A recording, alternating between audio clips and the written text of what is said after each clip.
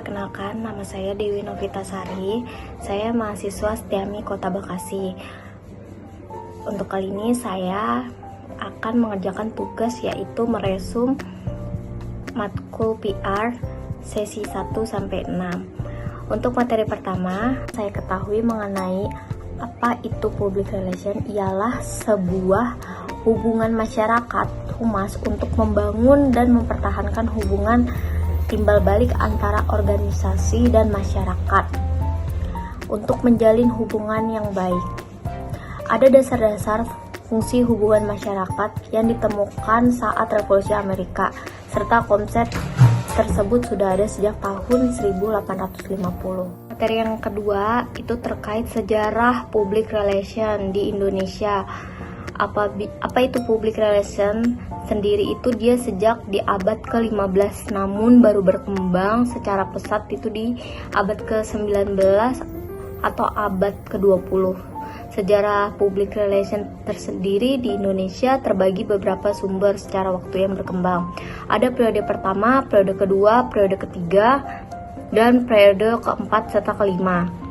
Dasar-dasar public relation memiliki konsep tradisional maupun konsep modern. Konsep tradisional sesuatu bisnis bersifat tertutup, namun konsep modern kebalikannya dari konsep tradisional, yaitu lebih dalam sifat keterbukaan. Untuk materi ketiga itu ada 2 poin secara catatan, yaitu mengenai definisi humas dan karakteristik humas.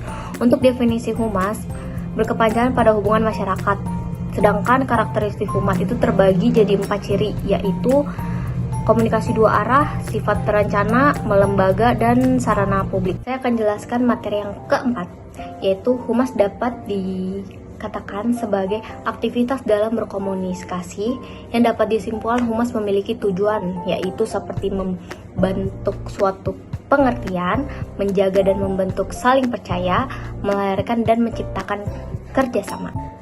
Humas memiliki fungsi kontraktif dan korektif, yaitu kontraktif itu mendorong humas untuk membuat kegiatan yang terencana, sedangkan yang korektif itu menjadi problem solver, yaitu terhadap suatu masalah. Jadi dikatakan humas itu berperan dengan menyelesaikan masalah. Nah, ada peran juga humas antara lain yaitu ada tugas humas berikut yang menginterpretasikan, menganalisis, dan mengevaluasi kecenderungan perilaku publik, mempertemukan kepentingan organisasi atau lembaga dan kepentingan publik. Ada mengevaluasi program organisasi atau lembaga khusus yang berkaitan dengan publik.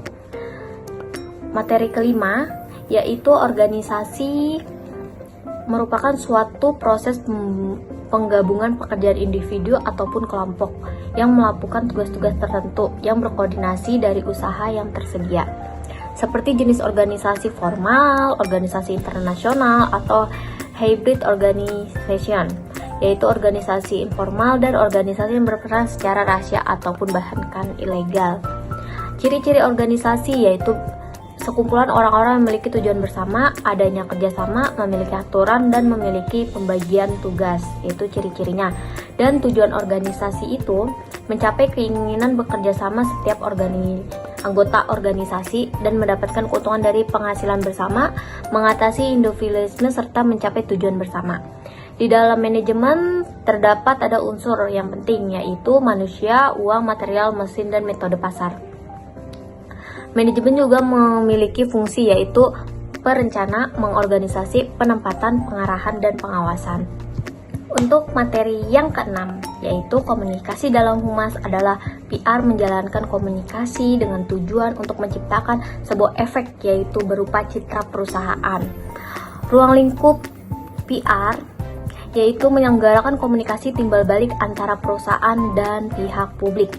Peran komunikasi dalam PR adalah komunikasi yang terjadi ketika seorang PR melakukan penyampaian informasi kepada pimpinan, karyawan, maupun masyarakat yang berkepentingan. Adapun faktor penting komunikasi PR yaitu kredibilitas, konteks, konten, dan kritik konsisten channel berkapasitas kepada audiens.